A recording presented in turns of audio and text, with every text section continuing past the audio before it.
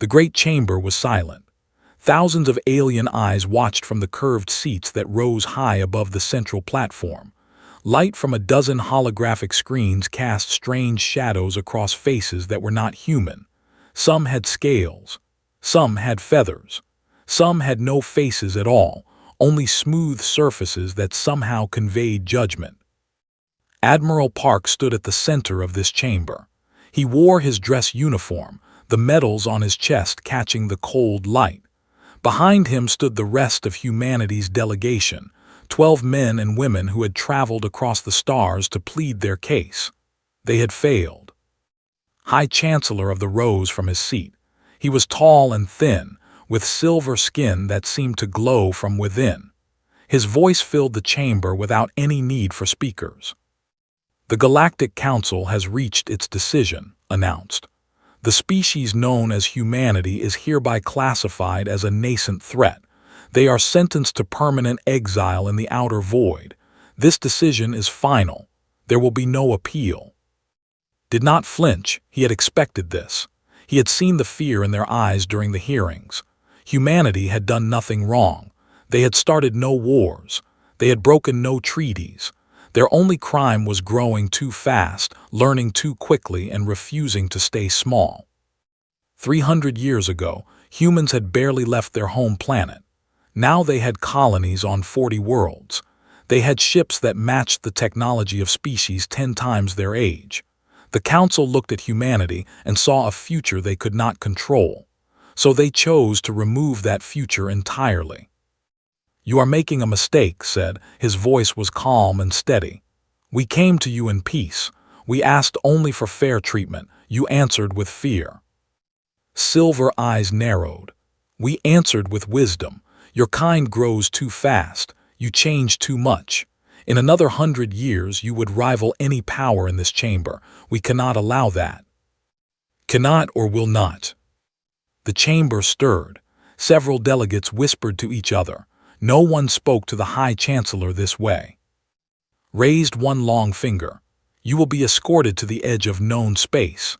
Beyond that point there are no hyperspace lanes, no mapped systems, no way back. This is mercy, Admiral. We could have chosen war." Looked around the chamber one last time. He memorized every face, every species, every delegate who sat in silence while his people were condemned. "Remember this day," he said. "Remember what you chose, because one day you will need us, and you will have to live with what you did here." He turned and walked out. His delegation followed. None of them looked back. Captain received the orders on the bridge of the Eternal Dawn. She read them twice, then set down her tablet and stared out at the stars. Around her, the crew worked in tense silence. They had all heard the rumors. Now the rumors were confirmed. "Captain," her first officer, a young man named, approached carefully. "What do we do?" Was quiet for a long moment. She was 43 years old. She had served in the fleet for 20 years. She had seen first contact with 5 different species. She had helped build the diplomatic corps from nothing. And now all of it meant nothing. "We follow orders," she said finally. "We protect our people. That is what we have always done." The fleet assembled over the next 72 hours. 400 ships gathered in formation above Earth. Cargo vessels, colony transports, science ships, military escorts. 12 million people crammed into metal containers, carrying everything they could save from 100 years of civilization. Watched from her command chair as Council warships took position around the human fleet. They were not attacking. They were escorting, guiding humanity toward the edge of the galaxy like shepherds leading animals to slaughter. She opened a channel to the fleet. "This is Captain of the Eternal Dawn. I know you are afraid. I know you are angry. I share those feelings, but we are not finished. We are leaving, but we are not dying. As long as one human heart beats, humanity survives. Stay strong. Stay together. We will find a way." The fleet began to move. Slowly at first, then faster as the hyperspace engines engaged. Stars blurred into streaks of light. The familiar constellations disappeared one by one. In the cargo hold of the Eternal Dawn, Young found a quiet corner away from the refugees. He pulled out a small recording device and activated it. His face appeared on the tiny screen, tired and pale. "My name is," he said. "I am 26 years old. I am an engineer. Today the Galactic Council banished humanity from known space. They called us a threat. They said we grew too fast, learned too quickly. They were afraid of what we might become." He paused, collecting his thoughts. "I am recording this for whoever finds it, for our children, for their children. I want them to know what happened here. I want them to remember. The council thought they were ending us. They thought the outer void would be our grave. They were wrong." Leaned closer to the camera. "We will survive, we will grow, we will learn, and one day we will return, not for revenge, not for war, but to prove that they could not destroy us, to prove that humanity is more than they ever imagined. Remember us, remember what they did, and never ever give up." He ended the recording and sat in the darkness. Around him, he could hear children crying and parents trying to comfort them. He could hear the hum of engines carrying them toward an unknown future. The journey to the edge took 3 months. When they finally reached the boundary of known space, the council ships stopped. One by one, they turned and flew back toward civilization. Stood on the bridge and watched them go. The last hyperspace gate hung in the void before them, a massive ring of ancient metal that connected all the civilized systems. As she watched, the gate powered down. Its lights went dark. The connection was severed. Behind them was everything humanity had ever known.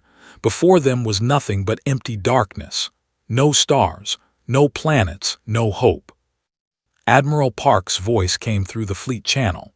He was aboard his own ship now, an old cruiser that had seen better days. "We go forward," he said simply. "There is no other way." The fleet entered the outer void.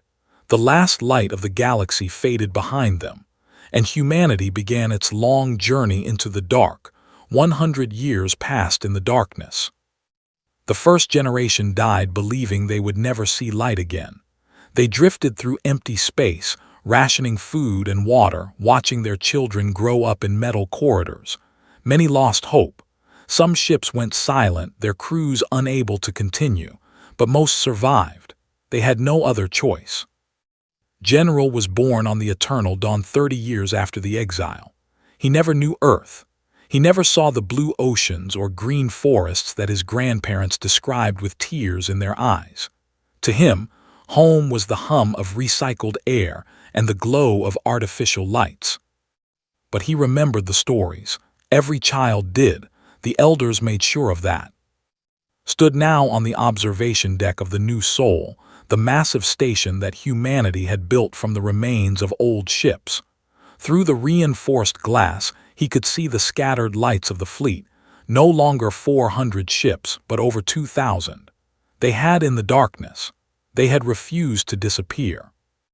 "General," his aide approached with a tablet, "the council is ready for you." Nodded and made his way to the central chamber. The council was not like the Galactic Council that had banished them. This was a gathering of ship captains, engineers, scientists, and elected leaders. They met as equals. They decided together. Dr. Iam was already speaking when arrived. She was a small woman with gray hair and sharp eyes. At 72, she was one of the oldest people in the fleet. She was also the most brilliant scientist humanity had ever produced. "The calculations are complete," said, her voice steady with excitement. "We have done it. We have found a way to fold space itself." The chamber erupted in whispers, held up his hand for silence. "Explain," he said. Activated a holographic display. A model of space appeared, flat like a sheet of paper. Then the sheet began to bend, the two ends coming together until they touched. "The Council uses hyperspace lanes," explained. "Ancient pathways created millions of years ago. They are limited, fixed. You can only travel where the lanes allow, but we do not need lanes anymore. We can create our own paths. We can fold space between any 2 points and step through. Distance becomes meaningless." The implications hit everyone at once. With this technology, humanity could go anywhere. They could explore systems no species had ever seen. They could find new resources, new worlds, new possibilities. "How soon can we test it?" asked. "The prototype is ready," smiled for the first time. "We can test it tomorrow." The next day, the entire fleet watched as a small scout ship activated its fold drive. For a moment, nothing happened. Then space itself seemed to crack open. A line of pure white light appeared in the void and the ship slipped through. The crack sealed behind it. 3 seconds later, the ship reappeared on the other side of the fleet, a distance that would have taken hours at normal speed. The celebration lasted for days. From that moment, everything changed. Humanity spread out into the outer void, folding space to reach distant systems. They found planets rich with resources. They found strange new elements that powered even better technology. They built cities on worlds that had never known life. Historian Minu watched all of this with careful eyes. He was not a soldier or a scientist. He was a keeper of memory. In a small chamber aboard the New Soul, he maintained the archive, a collection of every record, every story, every piece of evidence of humanity's exile.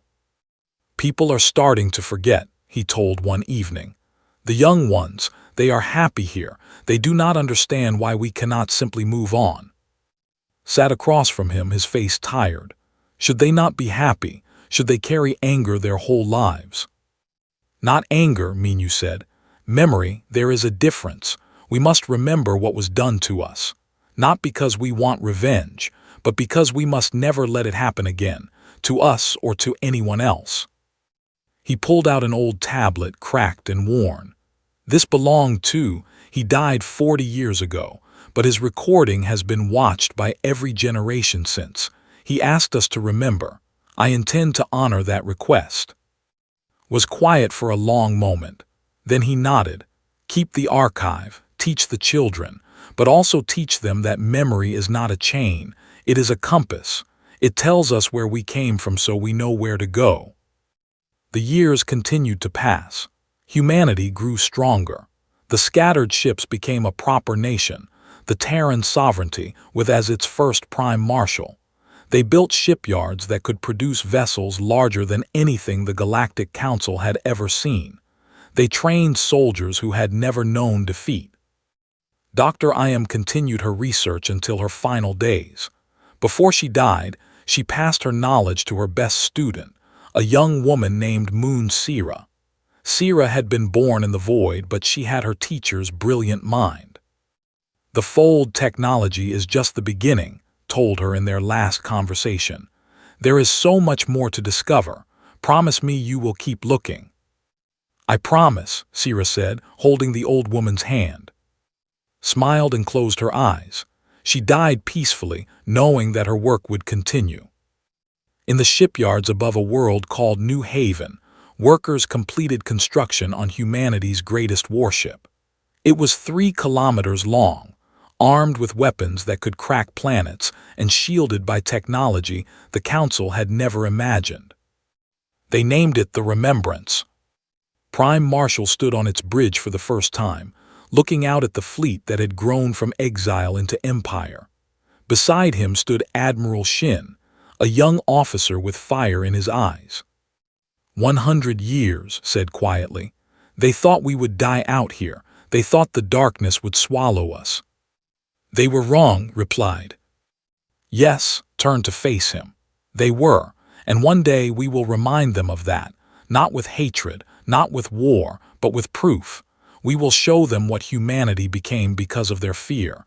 We will show them that they created the very thing they dreaded. He placed his hand on the ship's console. We will show them that the darkness made us stronger. Outside, the fleet stretched across the void like a river of lights. Humanity had survived. Humanity had grown. And now humanity was ready. They did not yet know when they would return. They did not yet know what they would find. But they knew one thing with absolute certainty. They would never be exiled again. In the heart of Council space, The Galactic Council had grown comfortable. 140 years had passed since they banished humanity to the outer void. The youngest members of the council had never even met a human. To them, humanity was just a story, a warning about what happens to species that grow too fast. Aggressive, dangerous, primitive. These were the words used in history lessons, rightfully removed for the safety of all. High Chancellor, grandson of the legendary, believed every word. He was young for a barely 200 years old, but he had risen quickly through the ranks. He was proud of his grandfather's decision. It had kept the galaxy peaceful for over a century. Then they arrived. No one knew where they came from. They appeared at the edge of Council space without warning, a swarm of organic ships that moved like a single living creature. They did not communicate. They did not negotiate. They simply consumed. The first world fell in hours, the second in days. By the end of the first month, 12 systems had been devoured. The Council's mighty fleets, untested for generations, crumbled against an enemy that felt no fear and knew no mercy. Stood in the command center of his flagship, watching the battle reports with growing horror. Around him, officers shouted orders and tried to coordinate a defense that was falling apart. "Prime is under siege," an aide reported, her voice shaking. "The home fleet is requesting reinforcements. They cannot hold much longer." "There are no reinforcements," another officer said. "The third fleet was destroyed the fifth fleet is trapped at space. We have nothing left." Gripped the edge of the console. His silver skin had gone pale. His grandfather had built this council. He had made it the most powerful force in the galaxy, and now, in just 2 months, it was dying. "Send the message," ordered quietly. "Which message, Chancellor?" "All frequencies, every language, every corner of the galaxy." He closed his eyes. "We beg for help, anyone who can hear us, please." The distress call spread across the stars. It reached forgotten colonies and neutral systems. It bounced through ancient relay stations and hidden outposts. And finally, impossibly, it reached the outer void. Admiral Shin received the message on the bridge of the Remembrance. He listened to it 3 times before calling an emergency session of the Sovereignty Parliament. The debate was fierce. Senator O, a powerful voice in the parliament, spoke first. Her grandmother had been a child on the refugee ships. She had grown up hearing stories of the exile. "They left us to die," said, her voice cold with old anger. "They threw us into the darkness because they feared us. Now they are afraid of something else and they come crying for help. Let them burn. Let them feel what we felt." Many nodded in agreement. The memory of exile still burned in humanity's soul, passed down through generations. But Fleet Marshal Park rose to speak last. She was the great-great-granddaughter of Admiral Park, the man who had stood before the council and warned them of this day. She had served in the military for 40 years. She had built the Sovereignty's forces into the most powerful fleet in the galaxy, and she had never forgotten her ancestors' final words. "I understand your anger," said slowly. "I share it. My family has carried the weight of exile for 140 years. I know what the council did. I know the names of every species that voted against us. I have read my ancestors' records 1,000 times." She paused, looking around the chamber. "But I also know what he said at the end. He told them that one day they would need us, and he told us to remember. Not so we could take revenge, but so we could prove them wrong. They called us primitive. They called us dangerous. They said we would become monsters if we were allowed to grow. Are we going to prove them right?" The chamber was silent. "We have spent a century becoming strong," continued. "We have built ships they cannot imagine. We have developed technology they cannot match. We have survived everything the universe threw at us. But strength means nothing if we use it for cruelty. The council was afraid of what we might become. Let us show them what we chose to become instead." The vote was close. For a long moment the result hung in the balance. Then, by a single vote, the parliament decided. Humanity would return. 1,000 warships assembled in formation. They were beautiful and terrible, sleek vessels of silver and black, armed with weapons the Council had never seen, powered by fold drives that made distance meaningless. At the center of the formation, the Remembrance led the way. Admiral Shin stood on the bridge, his hands clasped behind his back. Around him, officers prepared for the jump. This was the moment they had trained for, the moment their ancestors had dreamed of. "Fold drives ready," an officer reported. Nodded, "all ships engage." Space cracked open. 1,000 lines of white light appeared simultaneously, and the fleet slipped through. For one heartbeat, they existed outside of normal reality. Then they emerged into Council space, directly above the besieged world of Prime. Chancellor was in the middle of issuing desperate orders when the sensors exploded with new contacts. He looked at the readings and could not understand what he was seeing. The identification signals were impossible. The ship designs were unknown. The numbers were staggering. Then one signal came through clearly. The name of the lead vessel appeared on his screen, and his silver blood ran cold. Humanity's return. Space appeared on the communication channel. He was calm, almost peaceful. Behind him, the bridge of his flagship hummed with quiet power. "This is Admiral Shin of the Terran Sovereignty," he said. "We received your call for help." Could not speak. His mouth opened and closed, but no words came out. 140 years ago, your grandfather sentenced my people to death," continued. "He called us a threat. He said we were dangerous. He threw us into the darkness and sealed the gates behind us." The Chancellor finally found his voice. We remember everything," said. "We have not forgotten a single moment, but we also remember who we chose to be, and we did not choose to become what you feared." On the swarm could be seen approaching. Thousands of organic ships, ready to consume everything in their path. Smiled grimly. "Humanity remembers," he said. "But humanity also forgives. Today we fight together. Tomorrow we can discuss the past." He ended the communication and turned to his crew. "All ships," he ordered, "engage the enemy." The Terran fleet surged forward, and for the first time in 140 years, the galaxy remembered what humanity could do. The war lasted 5 years. 5 years of fire and blood and sacrifice. 5 years of battles that would be remembered for 1,000 generations. Fleet Marshal Park did not sleep. She stood in the war room of the Eternal Vigil, surrounded by holographic maps that showed the entire galaxy. Red zones marked territory, the worlds they had consumed, the systems they had destroyed. Blue zones showed what remained of civilization, and gold zones marked where humanity had pushed them back. There was more gold every day. "They are adapting," General reported. He was the grandson of the founder of the sovereignty. Like his grandfather, he was built for war. "They are learning our tactics. Each battle is harder than the last."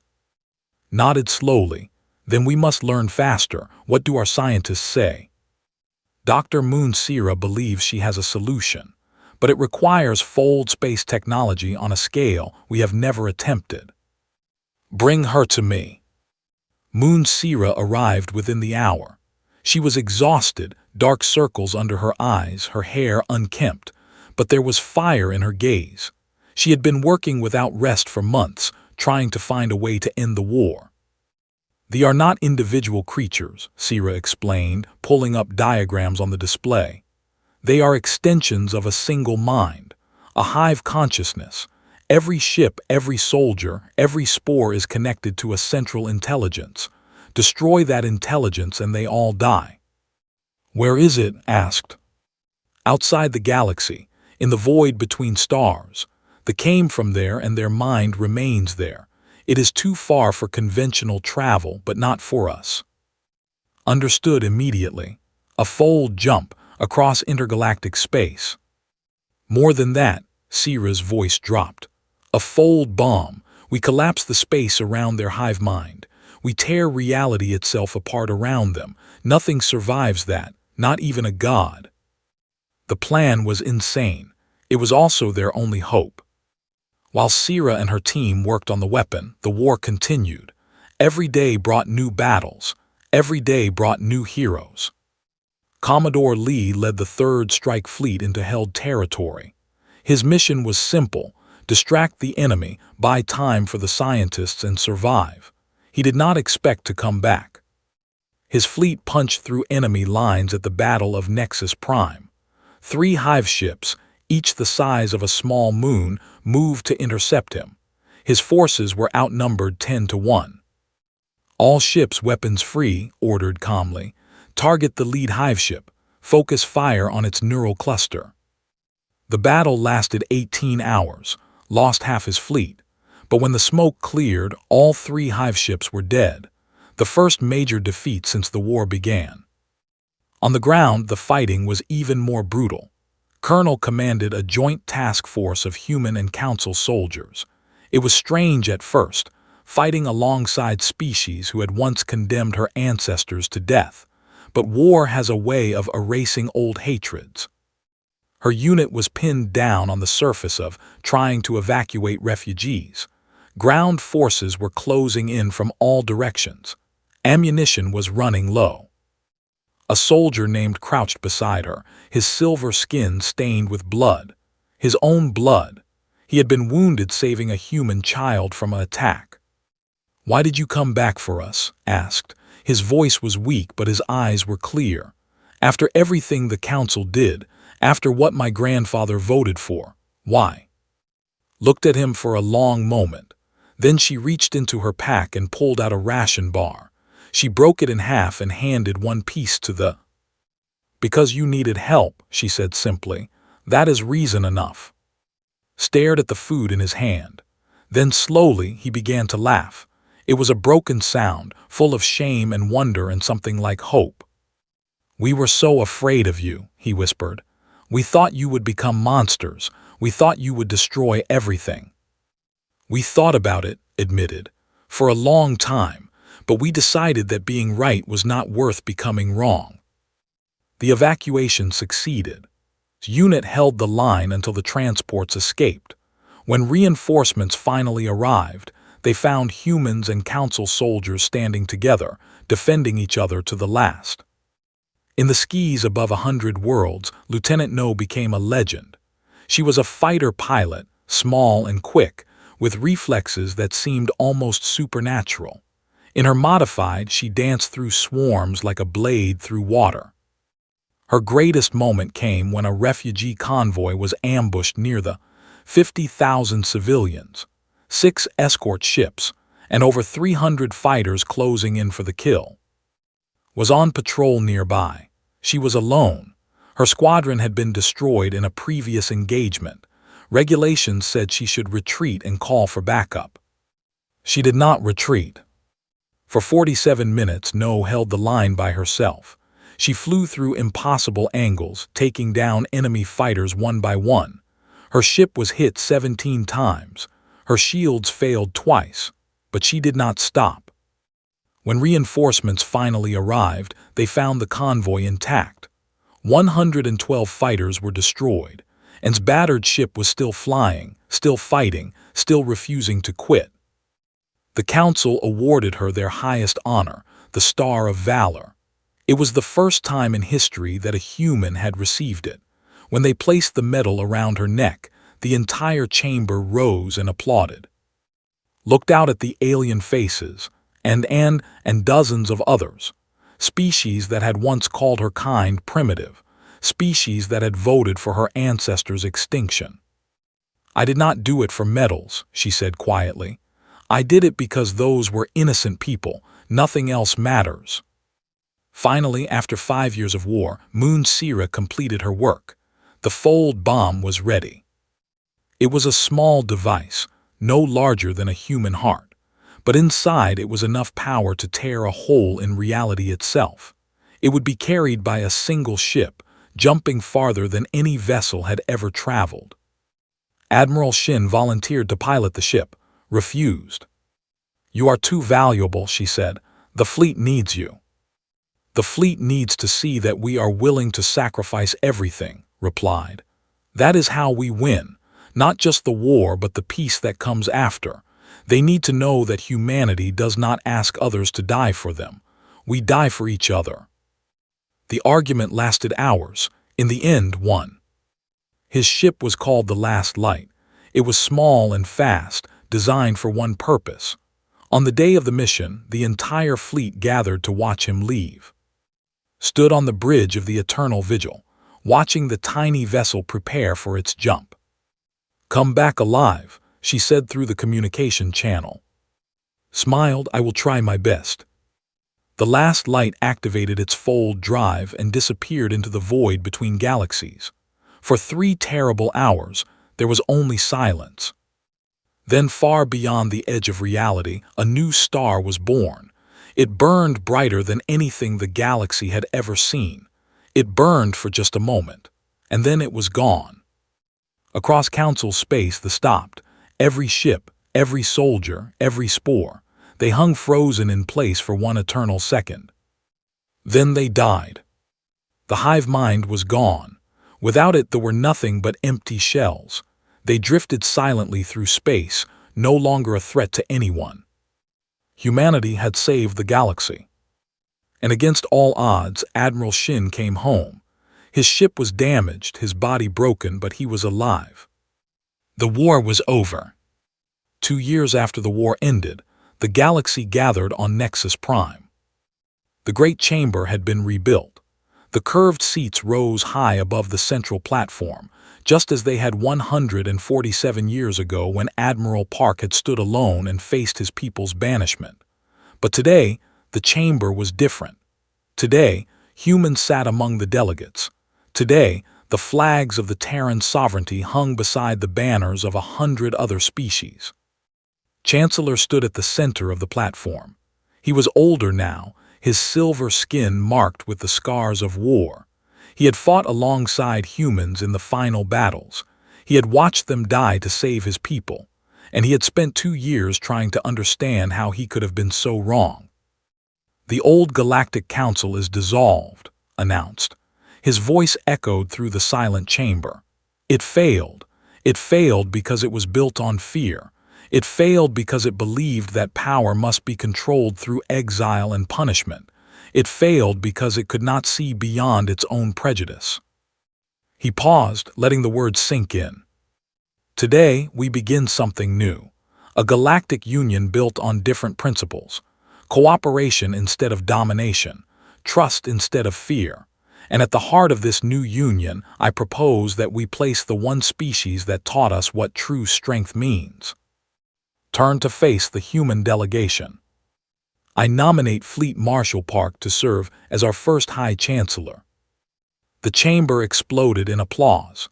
Species that had once voted for humanity's extinction now rose to their feet, cheering for a human leader.